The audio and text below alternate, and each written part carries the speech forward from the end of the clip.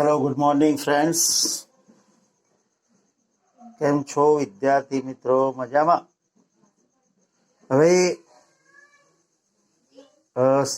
લગભગ દિવાળીનું વેકેશનની તૈયારી થઈ ચૂકી છે અને દિવાળી પહેલા આપણો આ કદાચ છેલ્લો વિડીયો લેક્ચર હશે. હવે આ લેક્ચર પછી સીધું જ આપણે દિવાળી પછી નવા વર્ષમાં નવા લેક્ચર સાથે મળીશું. હવે વિદ્યાર્થી મિત્રો, આપણે ગઈ વખતે ચર્ચા કરી હતી હેવના રૂપની. અકર્મક ક્રિયાપદ એટલે કે જ્યારે વાક્યમાં કોઈ ક્રિયા થતી ના હોય ત્યારે આપણે અકર્મક ક્રિયાપદ તરીકે ટુ બી નું રૂપ કે ટુ હેવ નું રૂપ ઉપયોગ કરીએ છીએ.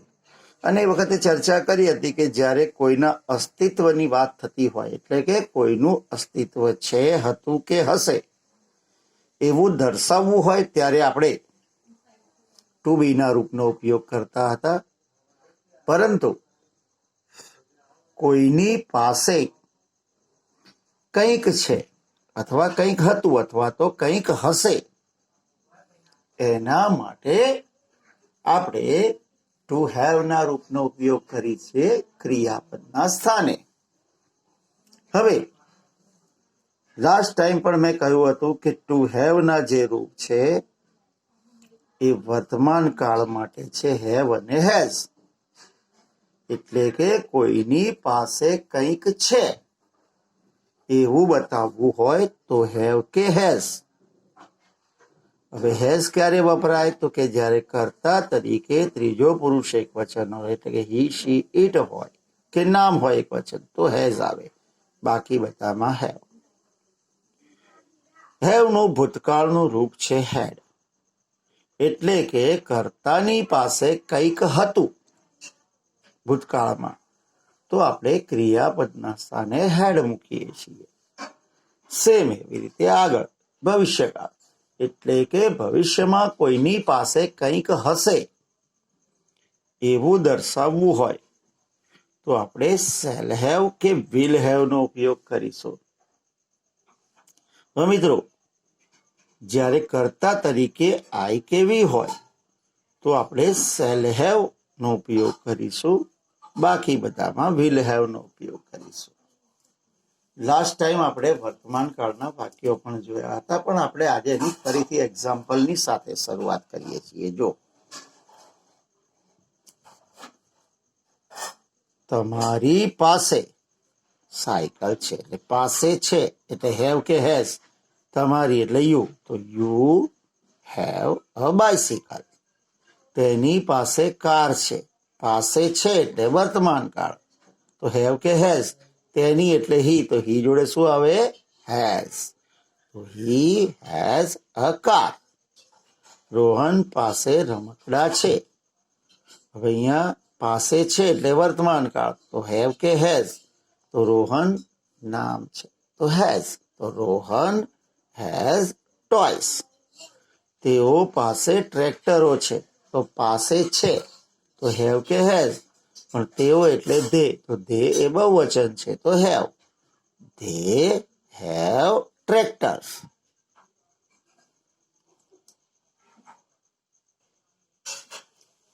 મારે ઘણા મિત્રો છે, તો મારે એટલે આઈ.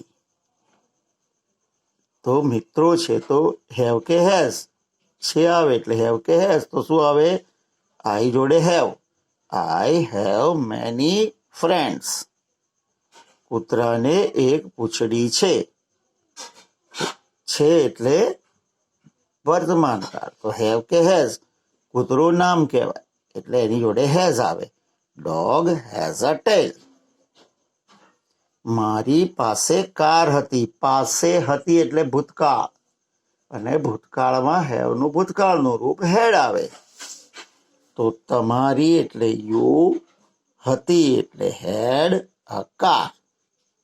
મારી પાસે બાઇક હતી ભૂતકાળ, તો હતી એટલે હેડ, તો આઈ હેડ અ બાઇક. નીમા પાસે ઘડિયાળ હતી. નિશા પાસે ઘડિયાળ હતી. તો પાસે હતી એટલે ભૂતકાળ તો હેડ. નિશા હેડ અ વોચ. તેની પાસે ઘર હશે. હશે મીન્સ ભવિષ્યકાળ. તો શેલ હેવ કે વિલ હેવ? તેની છે એટલે વિલ હેવ. તો he will have a house. શિક્ષક પાસે પુસ્તકો હશે. તો શિક્ષકો એટલે ટીચર્સ. હશે એટલે વિલ હેવ. તો વિલ હેવ. ચોપડીઓ એટલે બુક્સ.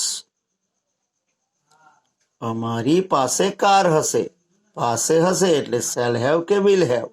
અમારી એટલે અમે, તો વી જોડે હંમેશા શેલ હેવ. તો we shall have a car. મિત્રો, આ તમને ખ્યાલ આવી ગયો હશે કે કોઈની પાસે કંઈક છે એવું દર્શાવવા માટે. અને કંઈકનો મતલબ બી મેં તમને કહ્યો હતો કે ભાઈ કોઈ વસ્તુ હોય, સગા સંબંધી ભાઈ, માતા પિતા, કાકા, મામા, માસી છે એવું દર્શાવવું હોય, કે પછી શરીરના અવયવો દર્શાવવા હોય કે ભાઈ એ કૂતરાને પૂંછડી છે, મારે 2 પગ છે, મારે 2 હાથ છે, તેને 2 કાન છે. તો આવી રીતે શરીરના અવયવો દર્શાવવા માટે પણ હેવના રૂપનો ઉપયોગ થાય છે. તો મિત્રો, આ તમારા સાદા વાક્યો હતા હેવથી બનતા વર્તમાનકાળ અને ભૂતકાળના બંને. હવે આપણે નકાર અને પ્રશ્નાર્થ વાક્યો જોઈએ. હવે મિત્રો, તમને મેં અગાઉ પણ આપણે જેટલા વિડીયો લેક્ચર લીધા ગ્રામરમાં, એમાં સ્ટાર્ટિંગમાં કહ્યું હતું કે જ્યારે પણ કોઈ બી નકાર વાક્ય બનાવવા હોય તો નકાર વાક્ય માટે સહાયકારક ક્રિયાપદની જરૂર પડે છે. હવે આ જે સહાયકારક ક્રિયાપદો છે એ સહાયકારક ક્રિયાપદો પણ મેં તમને કહ્યા હતા. Is, am, are, was, were, have, has, had, shall, will, should, would, can, could, may, might. એના વગર નકાર બને નહીં. તો અહીંયા આપણે સહાયકારક ક્રિયાપદ હેવ નું રૂપ છે. તો વાક્યમાં હેવ, હેઝ, હેડ કે શેલ વિલ આવતું હોય તો એના પછી નો કે નોટ મૂકવાથી વાક્ય નકાર બને છે. મિત્રો, સામાન્ય રીતે એવું હોય છે કે જ્યારે આપણે હેવનું કોઈ રૂપ વાપરતા હોઈએ, હેવ છે, હેઝ છે, હેડ છે, તો લગભગ હેવ નોટ, હેડ નોટ કે હેઝ નોટ નથી મૂકતા. આપણે એનું ટૂંકું રૂપ મૂકીએ છીએ હેવન્ટ, હેઝન્ટ કે હેડન્ટ. અને જો ટૂંકું રૂપ ના મૂકવું હોય તો હેવ, હેઝ કે હેડ એના પછી નો મુકાય છે. નોટ લગભગ મુકાતું નથી, અને નોટ વાપરવું હોય તો એનું શોર્ટ ફોર્મ વપરાય છે. આ યાદ રાખવાનું. હેવ નોટ નું શોર્ટ ફોર્મ થાય હેવન્ટ, હેઝ નોટ નું શોર્ટ ફોર્મ થાય હેઝન્ટ, અને હેડ નોટ નું શોર્ટ ફોર્મ થાય હેડન્ટ. અને જ્યારે પણ જો નો વાપરો, હેવ નો, હેઝ નો કે હેડ નો, તો સ્પષ્ટ ધ્યાન રાખવાનું કે એના પછી કર્મ તરીકે જે નાઉન આવતું હોય, અને જો એને આર્ટિકલ લાગતો હોય તો આર્ટિકલ લગાવવાનો નથી. હવે આપણે એના એક્ઝામ્પલ્સની ચર્ચા કરીએ. હવે એક્ઝામ્પલ્સ જોઈ લો. મારી પાસે સાયકલ નથી. તો પાસે નથી, તો મારી એટલે આઈ જોડે આવે હેવ, નો બાયસિકલ. જો અહીંયા આર્ટિકલ નથી લગાવ્યો. તમારી પાસે કાર નથી, તમારી એટલે યુ, તો યુ હેવ નો કાર. તેની પાસે મોબાઈલ નથી. તેની એટલે હી, તો પાસેનું થાય હેઝ નોટ. તો હેઝ નોટનું જો હું ટૂંકું રૂપ મૂકું છું તો હેઝન્ટ થશે, અને પછી આર્ટિકલ આવશે કે હી હેઝન્ટ અ મોબાઈલ. જો નો મૂકું તો નહીં આવે, હી હેઝ નો મોબાઈલ. પણ અહીંયા હેઝન્ટ છે એટલે મૂકવાનું. રોહન પાસે પેન નહોતી. નહોતી એટલે ભૂતકાળ થઈ ગયું. પણ મિત્રો જ્યારે ભૂતકાળ હોય તો આપણે હેડનો ઉપયોગ કરીએ છીએ. તો ભૂતકાળ માટે આવશે હેડન્ટ અથવા તો હેડ નો. અહીંયા જો રોહન હેડ નો પેન. નીમા પાસે ચોપડી નહોતી. નહોતીનો મતલબ થાય ભૂતકાળ, તો હેડન્ટ અથવા હેડ નો. અહીંયા આપણે શોર્ટ ફોર્મ મૂકીએ છીએ. નીમા હેડન્ટ અ બુક. અહીંયા હેડન્ટ ટૂંકું રૂપ છે એટલે આર્ટિકલ મૂક્યો છે અ બુક. સેમ એવી રીતે આગળ જોઈએ. કૂતરાને પૂંછડી નહોતી. તો અહીંયા જો ડોગ હેડ નો ટેલ. મીન્સ કે છૂટું મૂકીએ છીએ, નો અલગથી મૂક્યું તો એમાં આર્ટિકલ ના મુકાય. તો આ હતું ભૂતકાળ. પછી તેને એક કાકા નહોતા.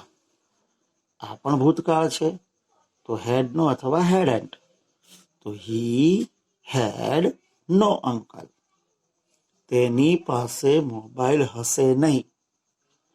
ભવિષ્યકાળ, તો અહીંયા શેલ કે વિલ નો ઉપયોગ કરવાનો. તો જો તેની તારી એટલે તારી માટે શું થાય યુ. તો you will not have a mobile. Vibhu પાસે ઘડિયાળ હશે નહીં. Vibhu will not have a watch.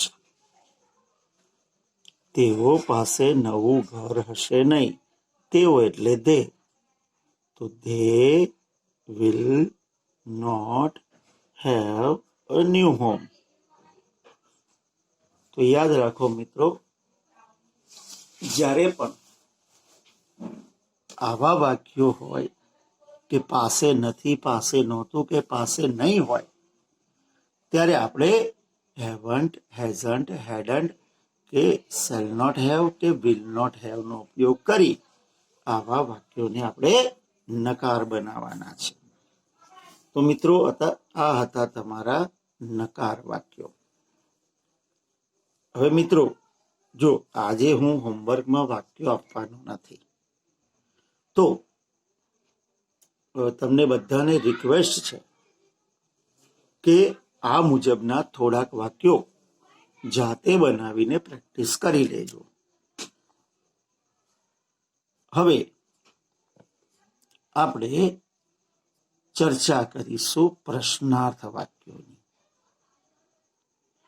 હવે જે પ્રશ્નાર્થ વાક્યો છે મિત્રો, એ વાક્યો મેં તમને એ વખતે પણ કહ્યું હતું કે જેમ પ્રશ્નાર્થ વાક્ય બનાવવા હોય તો સહાયકારક ક્રિયાપદની જરૂર પડે છે.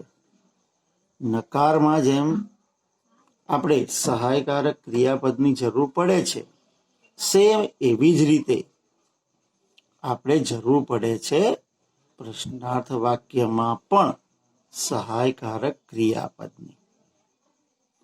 સામાન્ય રીતે જ્યારે જવાબ હા કે નામાં આવતો હોય તો એવા વાક્યોને પ્રશ્નાર્થ બનાવવા માટે આપણે વાક્યની શરૂમાં સહાયકારક ક્રિયાપદ નો ઉપયોગ કરીએ છીએ. તો અહીંયા પણ વાક્યને જ્યારે પ્રશ્નાર્થ બનાવવું હોય તો વાક્યની શરૂમાં આપણે હેવ, હેઝ, હેડ કે શેલ વિલ નો ઉપયોગ કરીશું. એટલે કે હેવ, હેઝ, હેડ કે શેલ વિલ એ વાક્યની શરૂમાં કર્તાની પૂર્વે મૂકી દઈએ તો એવા વાક્યો પછી પ્રશ્નાર્થ બની જાય છે. અને આ જે પ્રશ્નાર્થ વાક્યો છે એ એવા વાક્યો છે કે જેનો જવાબ મોટે ભાગે હા અને નામાં આવતો હોય છે. હવે આ જે આપણા એક્ઝામ્પલ્સ છે એની આપણે થોડીક ચર્ચા કરી લઈએ. પહેલું વાક્ય ધ્યાનથી જુઓ. શું તમારી પાસે દફતર છે? જો હા કે નામાં આવે છે ને જવાબ. તો હવે આને પ્રશ્નાર્થ બનાવવું છે. તો મેં કહ્યું એમ કે પહેલા સાદું વાક્ય વિચારો. જો તમારી પાસે દફતર છે, આપણે શું કહીએ? You have a bag. તો આમાં જે હેવ છે એને વાક્યની શરૂમાં મૂકી દો. Have you a bag? બરાબર. Have you a bag? શું બાળક પાસે રમકડું છે? તો સાદું વાક્ય બનાવો કે બાળક પાસે રમકડું છે. તો ચિલ્ડ્રન હેઝ અ, બાળકો પાસે રમકડું છે. તો શું થશે? ચિલ્ડ્રન હેવ, સોરી અહીંયા મિત્રો એક થોડીક મિસ્ટેક થઈ ગઈ છે. આ જે ચિલ્ડ્રન છે ને એ કાઢી નાખજો, એમાં ચાઇલ્ડ કાઢી નાખજો. હા, આવી રીતે. Has child a toy? Child has a toy, તેનું શું થઈ જાય? હેઝ આગળ આવી જાય. Has child a toy? શું મેહુલ પાસે બાઇક છે? તો મેહુલ પાસે બાઇક છે. તો મેહુલ હેઝ અ બાઇક. તો જે હેઝ છે એ વાક્યની શરૂમાં આવે. Has Mehul a bike? શું તેની પાસે પેન હતી? તો હતી આવ્યું એટલે થઈ ગયું ભૂતકાળ. ભૂતકાળ આવે એટલે હેડ નો ઉપયોગ થાય. તો વાક્યની શરૂમાં આપણે મૂકીશું હેડ. હેડ હી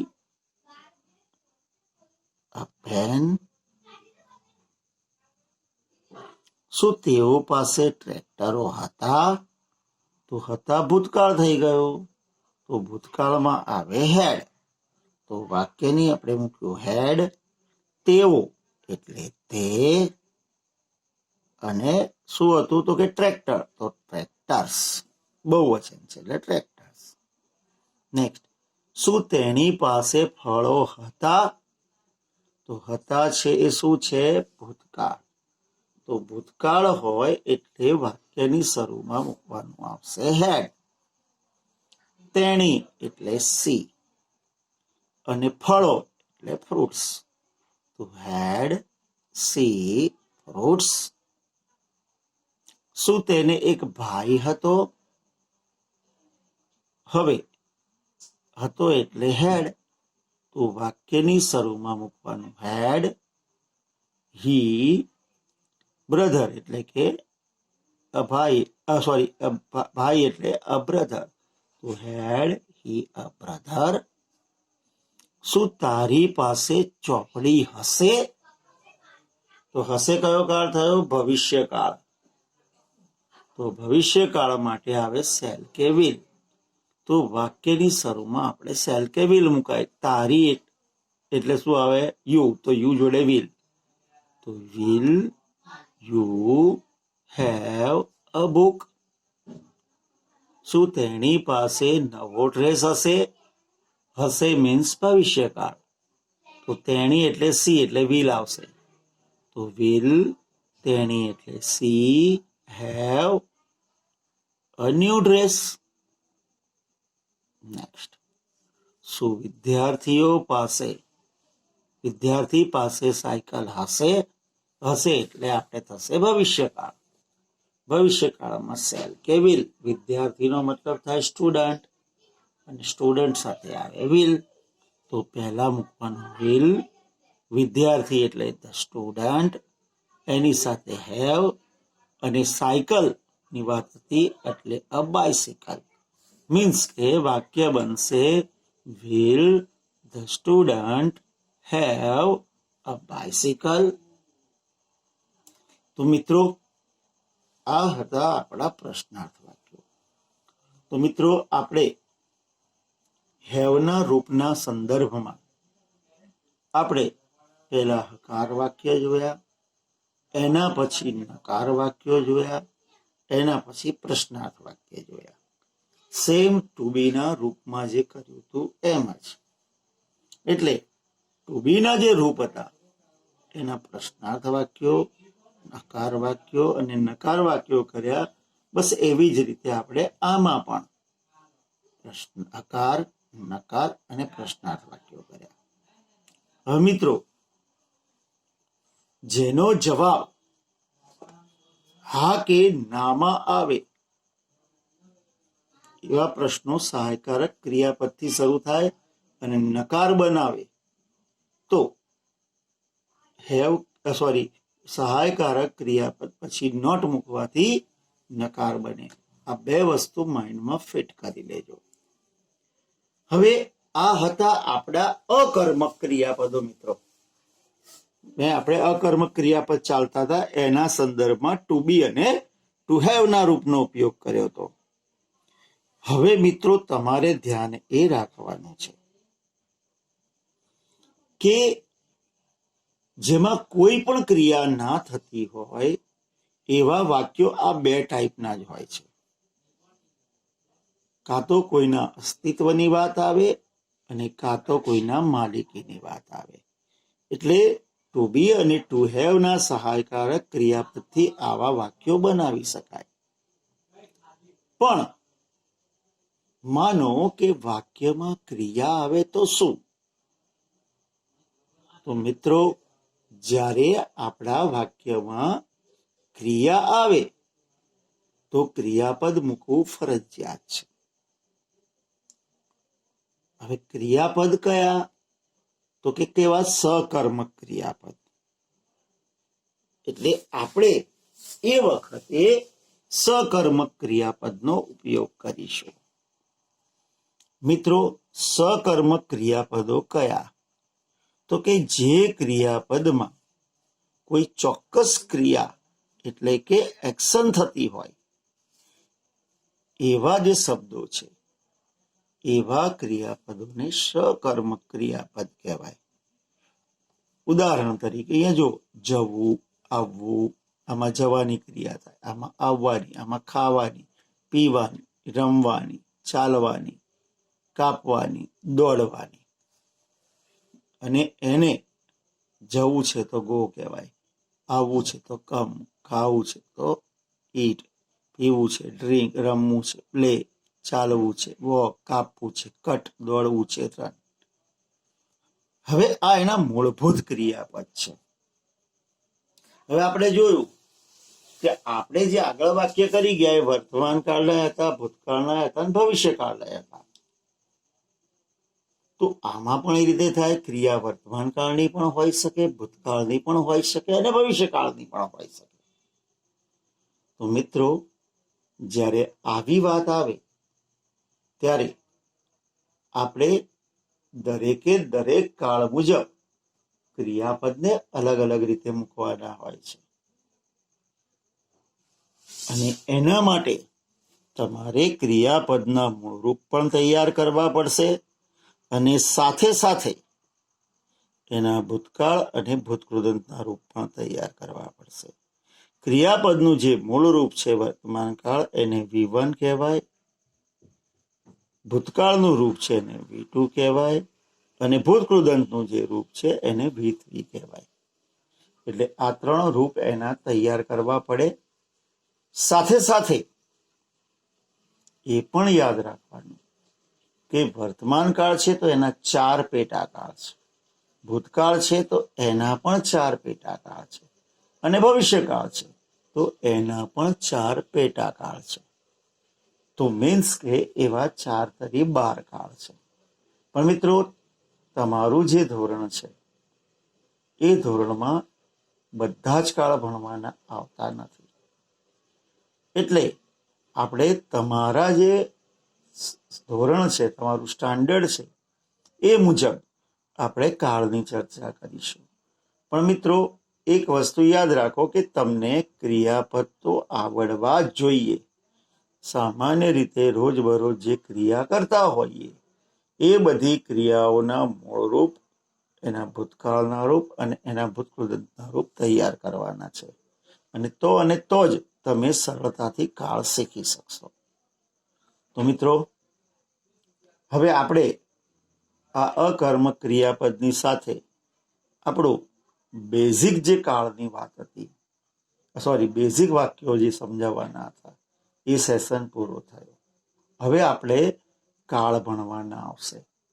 પરંતુ મેં કહ્યું એમ કે દિવાળીનું વેકેશન શરૂ થવાનું છે, એટલે લગભગ આ આપણો દિવાળી પહેલાનો છેલ્લો લેક્ચર છે.